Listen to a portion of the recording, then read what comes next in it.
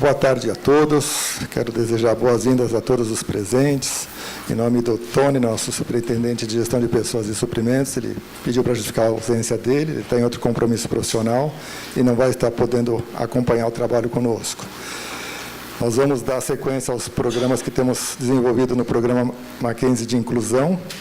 E hoje nós preparamos um dos 6 encontros que nós vamos estar desenvolvendo com os gestores do Mackenzie. E, além desse encontro, vão ter mais 5 encontros ao longo do ano. A cada mês vai ter um encontro diferenciado. E nesse primeiro encontro, nós tivemos o cuidado de convidar as pessoas que têm pessoas com deficiência na sua equipe, que é o foco do nosso trabalho nesse momento. E, portanto, estamos agradecendo a presença de todos vocês. Nós temos hoje um trabalho de uma consultoria que vai estar nos assessorando no decorrer do nosso evento. Eles vão desenvolver um jogo corporativo para aumentar a nossa conscientização sobre pessoas com deficiência que trabalham na instituição e que virão a trabalhar com a equipe de vocês. Portanto, a presença de vocês é importante para que esse trabalho seja desenvolvido de forma assertiva. Nós queremos dar sequência no evento, convidando a Roseli para fazer a apresentação de um cântico, e logo em seguida nós vamos estar passando a palavra para o nosso chanceler, reverendo Davi, para que ele possa fazer a nossa devocional de abertura. Já aviso antecipadamente que a Direx ela está aqui nesse primeiro momento, no início do nosso trabalho, mas em função de reuniões de diretoria, antes de iniciar os jogos que nós estamos preparando aqui corporativos, eles vão precisar se retirar, tá bom? Vamos aguardar agora a apresentação da Roseli, então.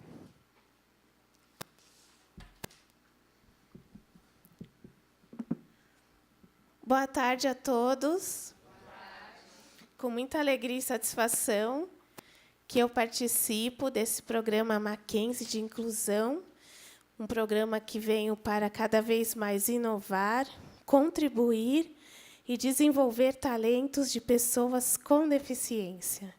Com muita alegria que hoje estou aqui nessa tarde, com todos vocês, para a gente fazer uma pequena reflexão nessa primeira música, que vai falar sobre a questão de nós termos os nossos corações renovados e abertos para as diferenças e para o que Deus nos coloca à nossa frente.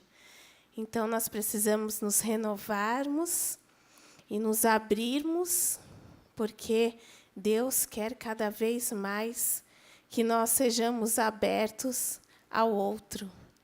Por isso que essa música que eu vou tocar e cantar agora é que possamos refletir sobre os nossos corações, abertura de coração e de mente para o diferente, para o inovador, para aquilo que Deus coloca à nossa frente, que muitas vezes a gente não sabe o porquê, mas lá mais à frente a gente vai entender e compreender a verdadeira razão do que estamos passando.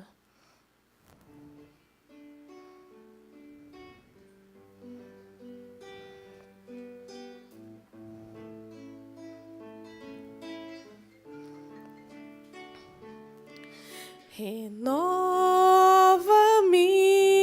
Senhor Jesus. Já não quero ser igual. Renova-me, Senhor Jesus. Põe em mim seu coração, porque tudo que há dentro de mim precisa ser mudado, Senhor, porque tudo que há dentro do meu coração necessita mais de ti.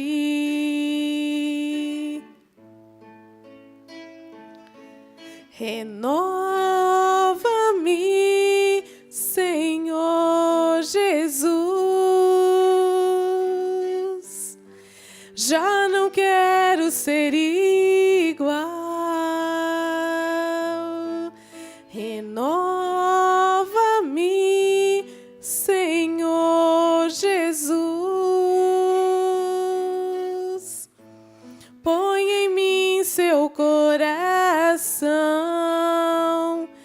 porque tudo que há dentro de mim necessita ser mudado, Senhor, porque tudo que há dentro do meu coração necessita mais de ti.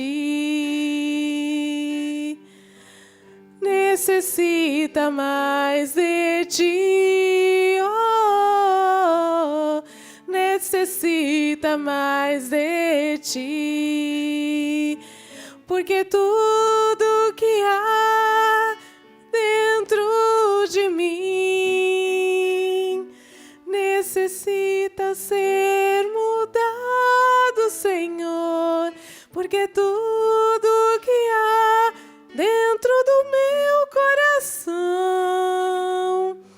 necessita mais de ti. Necessita mais de ti, Senhor. Necessita mais de ti.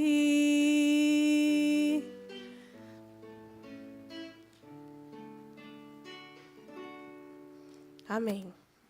Obrigado, obrigado. Reverendo Davi, passo a palavra para o senhor. Obrigado, Roseli, pela música. Obrigada. Também. É bom estar com vocês aqui, falar, me permitam falar bem à vontade. O tema é um tema que toca o coração de forma especial.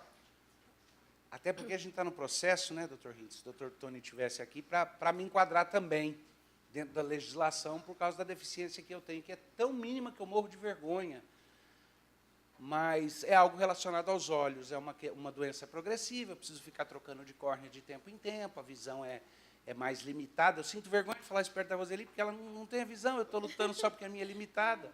Mas essa é a luta. É verdade. E eu tenho aprendido, eu tenho certeza que no caso de várias pessoas que enfrentam esse tipo de desafio que Deus coloca na vida da gente, seja físico, seja de outro tipo, eu tenho aprendido que é um mensageiro de Cristo. Verdade. Às vezes, como o apóstolo Paulo, que tinha um problema severo nos olhos, a gente sabe disso porque tem um lugar na epístola que ele vira e fala: escrevi de próprio punho, por isso as grandes letras, na carta que escrevi para vocês. Ou seja, quando ele usava um amanuense, um tradutor, era a letrinha normal. Mas quando ele tinha que escrever, tinha que ser com aqueles unciais gigantes, porque ele tinha um problema. E ele, às vezes, chamava de mensageiro de Cristo, às vezes, de mensageiro de Satanás. E aí a gente já fala: opa, nossa, coisa ruim. Mas o que ele queria dizer é que era algo que Cristo permitia que ele tivesse como espinho na carne, porque isso produzia algum benefício nele. Eu tenho descoberto para mim que Deus se utiliza das formas como ele me dota e das formas como ele me limita para produzir o plano dele. E o plano dele, no final das contas, é um plano sempre bom. Eu brinco na minha igreja, porque eu tenho alguns pastores auxiliares que trabalham comigo, e 2 deles são meus auxiliares só porque são anciões já, com muito tempo de ministério, que toparam juntar as forças comigo. Um deles é meu pai, o outro é o pastor Heber Campos, e os 2 são lá os meus pastores companheiros. E o pastor Heber Campos tem um problema sério do coração, que sempre coloca ele em risco, inspira cuidados. E meu pai é portador de miastenia graves, o que causa uma fragilização muito forte da musculatura, uma dificuldade de movimento e tudo isso daí. E, às vezes, eu faço a piadinha, e tem gente na igreja que fica bravo comigo, que eu digo que a gente precisa ser cuidadoso na nossa igreja, porque eu fico imaginando o dia que vai acontecer uma situação mais ou menos assim. De repente, eu vou ouvir o meu pai falando: Davi, corre lá, porque o Heber está tendo um ataque cardíaco e caiu. Eu falo: vai você, pai. Ele falou: minha perna não mexe, vai você. Eu falei: mas cadê?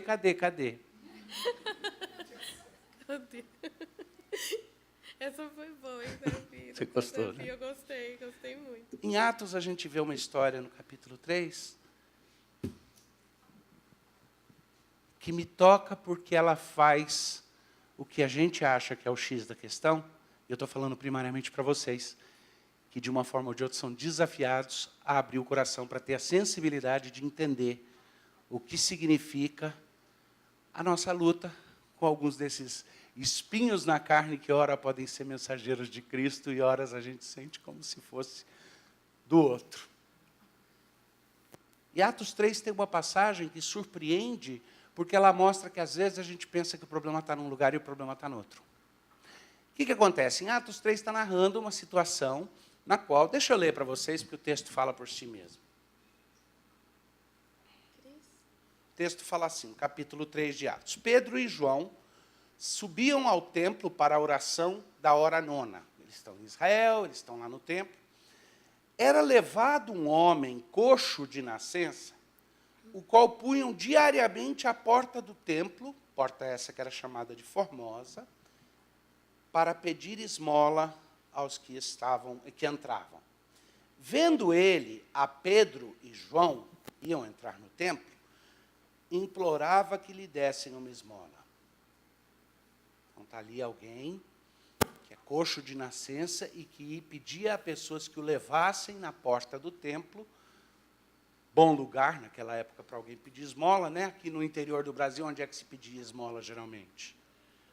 Porta da igreja, porque você tem mais chance de achar pessoas piedosas e caridosas que podem, e esse homem era levado lá e colocado ali, então, o lugar certo, e ele estava fazendo aquilo que parecia que naquele momento era o que a sociedade, era o que tinha restado para ele, né? Mas quando ele viu a Pedro e João, que eles iam entrar no templo, ele pediu, me dá uma esmola. Pedro olhou para ele, diz no versículo 4, Pedro, fitando-o juntamente com João, disse, olha para nós. Ele olhava atentamente, esperando receber alguma coisa. Pedro, porém, lhe disse, não tenho nem ouro nem prata, mas o que eu tenho te dou. Em nome de Jesus, o Nazareno, anda. E tomando o homem pela mão direita, o levantou imediatamente, seus pés e tornozelos se firmaram, de um salto se pôs em pé, passou a andar e entrou com eles no templo, saltando e louvando a Deus. Eu quero destacar algumas coisas que estão erradas nessa história que não parece. Eu não vou ler o resto aqui, porque é um pouco mais longo para pegar o todo, mas é o resto que me fornece uma ideia de que a nossa primeira reação ao ler essa história está errada. Então, eu vou perguntar para vocês algumas perguntas que devem demonstrar o que está errado na presunção normal que alguém tem quando lê essa história de um homem coxo que estava na porta do templo pedindo esmola. Quando Pedro e João chegaram, se apiedaram dele, mas eles eram pobrezinhos, não tinham ouro e prata, então eles pegaram e curaram esse homem, e esse homem, então, ficou muito feliz. É só isso. Não é. Vamos prestar atenção. Em primeiro lugar, o que é que esse homem estava pedindo na porta do templo? Dinheiro. O dinheiro resolveria o problema dele? Não. Qual que era o problema dele? Hoje em dia ainda fala, mas se tiver dinheiro suficiente, pega um tratamento médico adequado, talvez resolva. Mas não era assim. O problema dele é que ele era coxo, ele não podia andar, ele tinha um aleijão.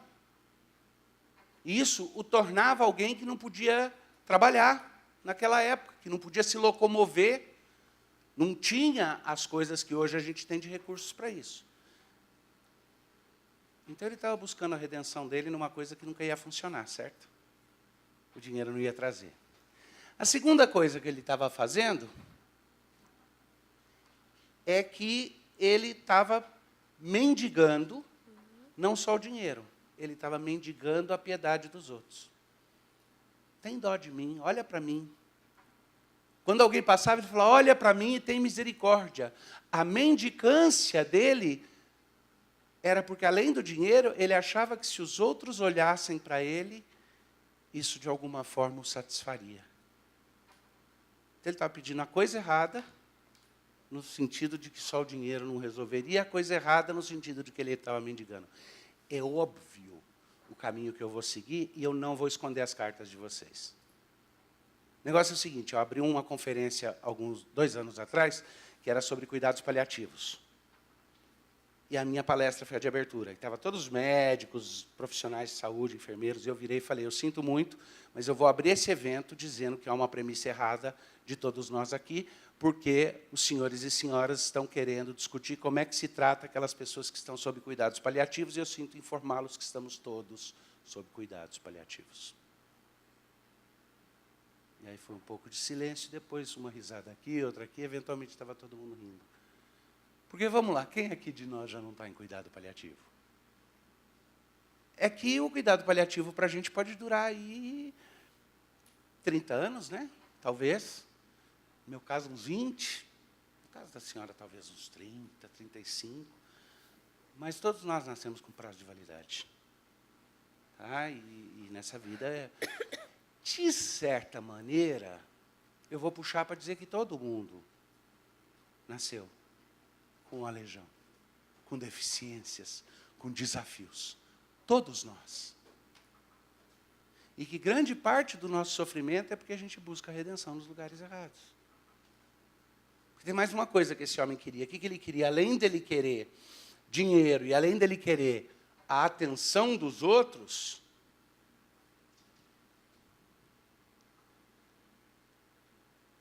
ele queria olhar para ele mesmo.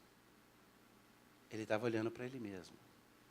Ele estava, como nós somos, ensimesmado com o seu próprio drama. Todos vocês sabem, se algum de vocês já sofreu com alguma desabilidade, todos vocês sabem que a autopiedade é um dos grandes inimigos. Que se você ficar com dó de você mesmo, acabou, você não anda para frente. Eu nunca esqueço, eu era menino, pré-adolescente, estava com meu pai numa livraria cristã, evangélica, que meus pais tinham, numa cidade pequena, e, de repente, eu ouvi uma barulheira, era um menino da igreja, mais novo que eu, que tinha descido de bicicleta a ladeira, e um caminhão tinha passado, não por cima dele, mas ele tinha trombado com um caminhão. Sabe aquela roda funcionário público que tem no caminhão? Que, quando tem muito peso, ela toca o chão, mas o resto do tempo ela roda no ar? Ele tinha ido parar embaixo daquela roda. E ele olhou para cima e viu que tinha uma roda do caminhão em cima dele. Quando meu pai chegou para ajudar e tirá-lo, ele virava e falou, tem dó de mim, pastor, mataram eu, tem dó de mim, pastor.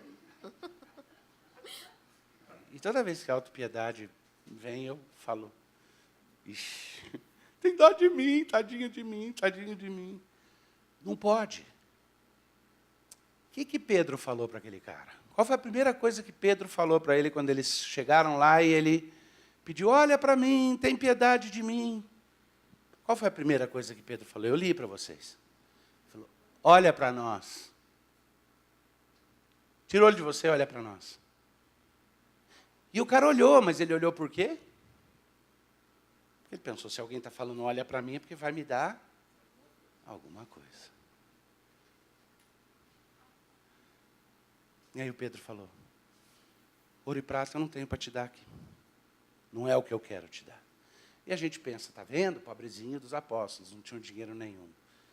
Se eles quisessem dar ouro e prata, tinha, porque Deus é o dono de todas as coisas.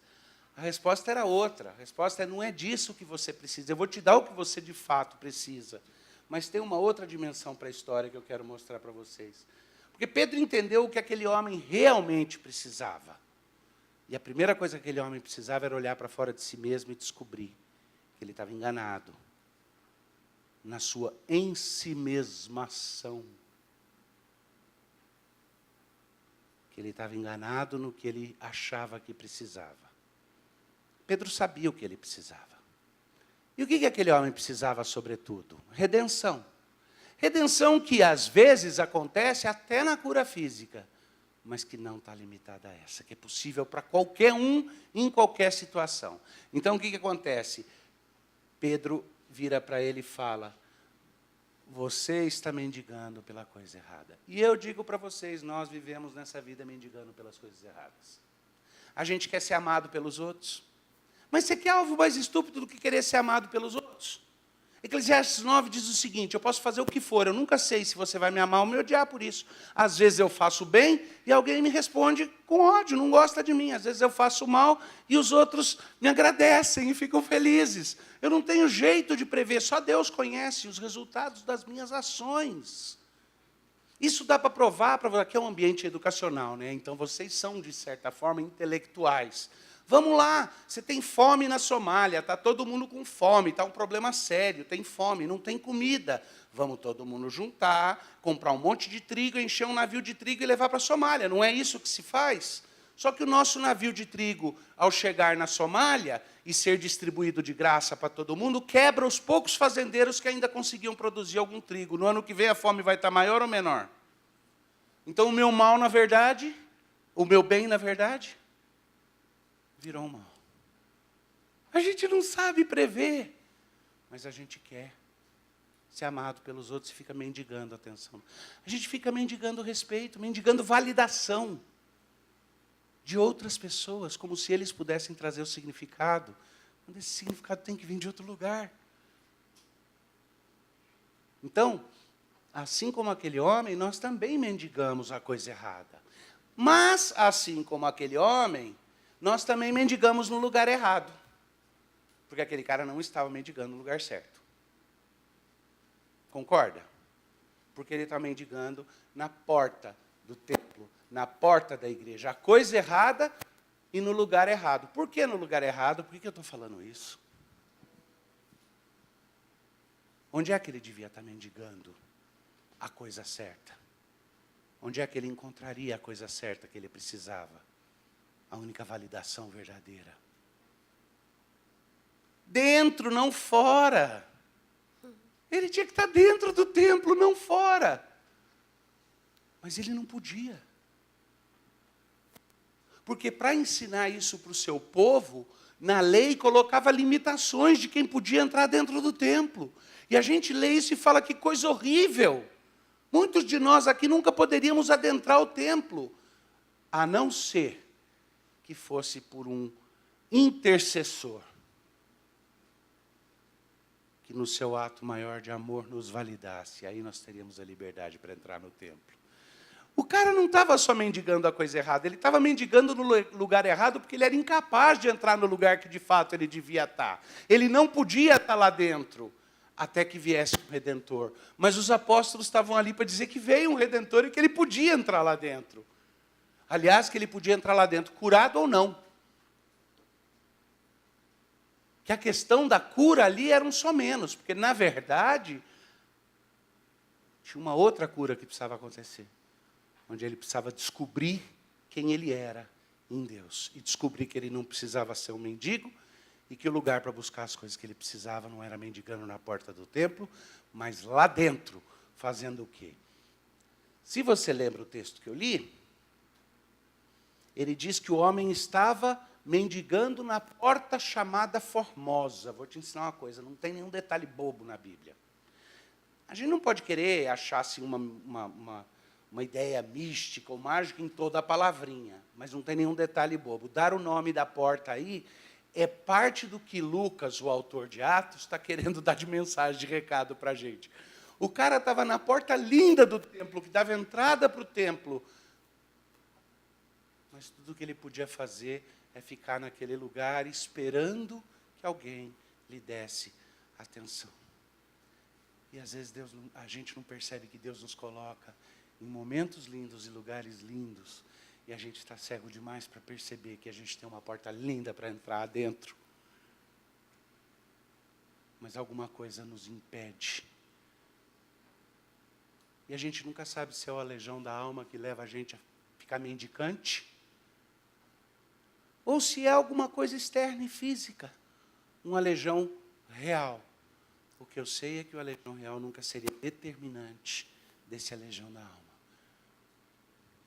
Quem provou isso para mim foi Helen Keller. E eu não vou fazer piadinha da Helen Keller, porque tem um monte de piada malvada que as pessoas fazem com ela. Mas vocês sabem quem foi Helen Keller? Ela é uma mulher que ela ficou cega, surda e muda. E ela aprendeu a se comunicar com uma enfermeira que cuidou dela por toques na mão. E um dos poemas mais bonitos da Helen Keller, um dos poucos dela que eu sei de cor, é onde ela diz, tiraram os meus olhos, mas Milton havia me mostrado o paraíso. Tiraram meus ouvidos, mas Beethoven havia cantado para mim. Tiraram minha língua, mas eu havia falado com Deus quando criança. A minha alma ninguém poderia tirar, e tendo a minha alma, tenho tudo. Então, esse estado de mendicância tem muito mais a ver com o estado do coração e da alma. Mas olha que interessante, esse homem estava pedindo, mendicando, no lugar onde ele achava que ele receberia o que ele precisava. Eu falei, muitas vezes a gente está mendigando as coisas erradas, não é? A gente está mendigando nos lugares errados também. A gente está indo buscar em cisternas rotas e depois se frustra. E você vai ter a capacidade de entender o outro, de entender os desafios diferentes que são colocados na vida de cada um, quando olhar para dentro de si e entender como é que Deus lida na misericórdia dele com os nossos próprios aleijões, com as nossas próprias dificuldades, com as nossas próprias desabilidades. Como é que Deus lida lá dentro? Porque, é lógico, é muito mais fácil a gente olhar para o outro com misericórdia quando a gente descobre o quanto a gente recebeu de misericórdia de Deus. Mas tem uma última coisa, olha que interessante. Esse homem estava mendigando também, até aquele momento, para as pessoas erradas. Ele achava, quem vai entrar na igreja talvez tenha dó de mim. Então eu vou pedir que essa pessoa me dê alguma coisa. Porque Deus trouxe ali a Pedro e João, esse homem, assumindo que eles eram as pessoas comuns e ordinárias, foi pedir o mesmo que ele pedia para os outros. E a resposta que ele recebeu foi, o que você precisa não é ouro, o que você precisa não é prata, isso eu não tenho para te dar, mas o que você realmente precisa, eu tenho para te dar. Agora, olha que interessante, que no momento em que esse homem ganha não o que ele tinha de expectativa, mas o que de fato ele precisava, porque Deus conhece, nesse momento alguma coisa acontece na vida dele. Alguma transformação acontece na vida dele. E o interessante é que nesse momento, tocado por Deus, ele recebe sim a cura física, a externalização da graça maravilhosa de Deus. Mas uma cura muito mais profunda acontece. E ele entra templo adentro, entra pela porta formosa para dentro do templo, saltando, cantando e louvando a Deus. Porque ele descobre que ele não foi feito para ser um mendigo e sim um adorador. Que ele não foi feito para ser alguém que vive por déficit, mas sim alguém que vive por expressão. Alguém que não vive que não vive a sua vida e toma as suas decisões por causa do vácuo existencial que tem. Mas alguém que está tão pleno de vida porque recebeu de Deus, que extravasa essa vida para outros e torna a vida de outros mais bela, mais profunda, mais verdadeira. Então esse homem de um mendigo se torna um adorador. E eu digo para vocês, algumas vezes, Deus de fato, para dar uma história, para legar uma história, para deixar Lucas deixar isso registrado e contar essa história para a gente, Deus faz a cura física também. Algumas vezes Ele não faz. Eu vou falar da minha experiência, porque não presumo falar da dos outros, mas tenho aqui do lado a minha irmã Roseli, que não tem a visão. Eu já sofro com as dificuldades que eu tenho, e eu vou falar, eu pedi 3 vezes a Deus que tirasse.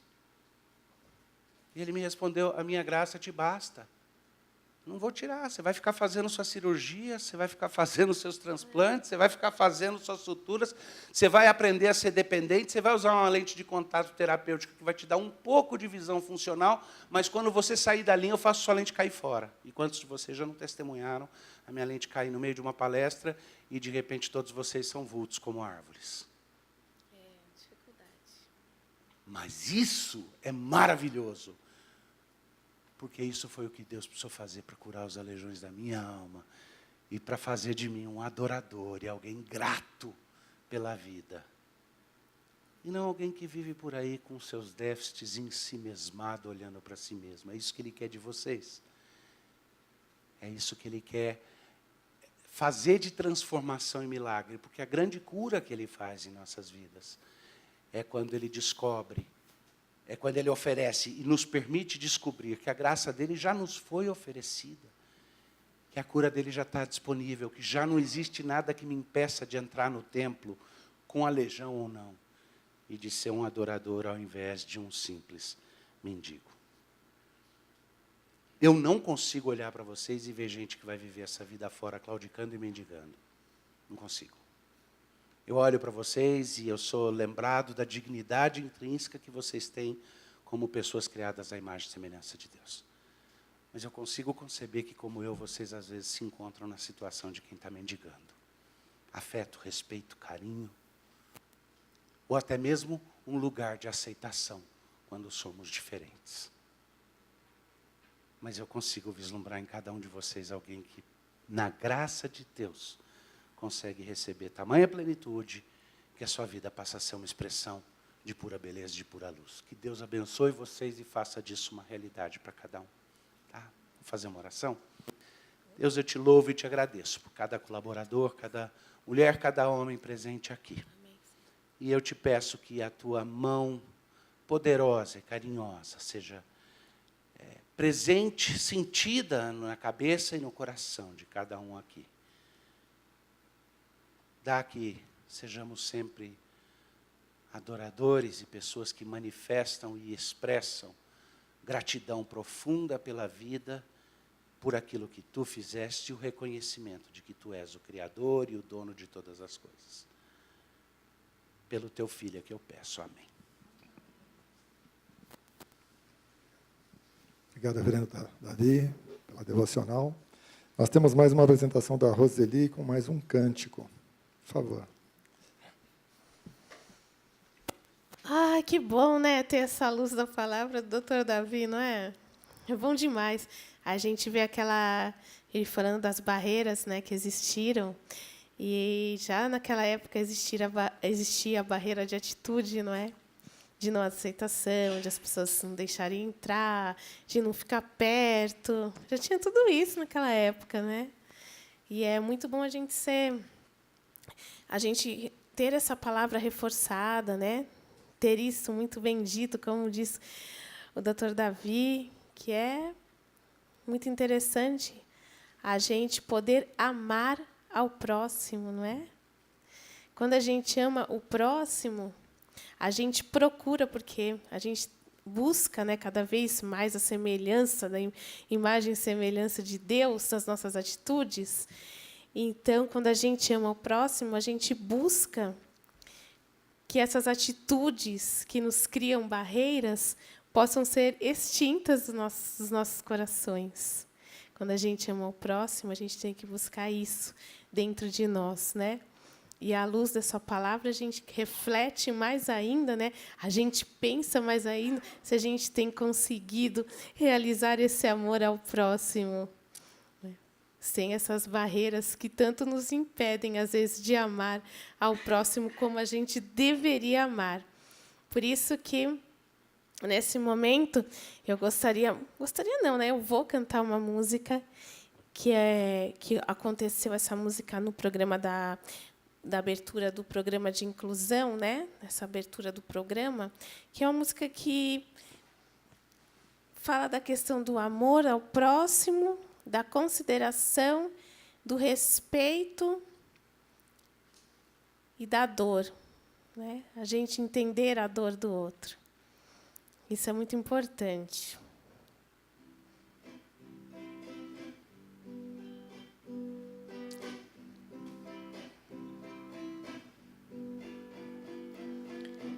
Ame ao Senhor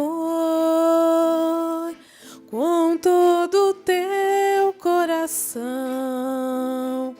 com toda a força e razão, com todo o teu desejar. Ame ao teu próximo como se fosse você, como se a dor que ele sente fosse sentida em você. Ame ao teu próximo como você, como se a dor que ele sente doesse mais em você. Quem sabe canta. Ame ao Senhor com todo o teu coração, com toda a força e razão, com todo o teu desejar. Que bonito! Ame ao teu próximo como se fosse você, como se a dor que ele sente fosse sentida em você. Ame ao teu próximo como se fosse você, como se a dor que ele sente doesse mais em você.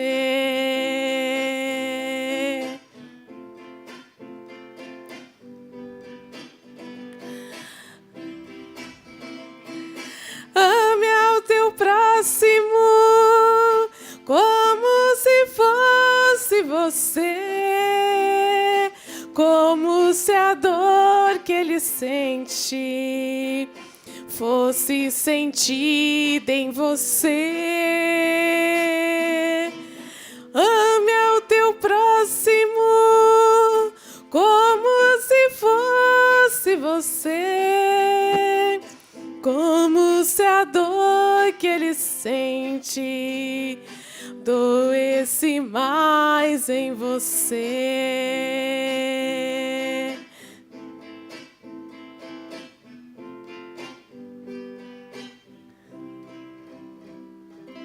Que bom, obrigada, gente. Deus abençoe essa tarde. Seja uma tarde linda para vocês, de aprendizado, de amor e de amor ao próximo e de renovação nos corações de cada um de vocês, viu? Deus abençoe, obrigada. Obrigado, Roseli, obrigado pelas suas apresentações.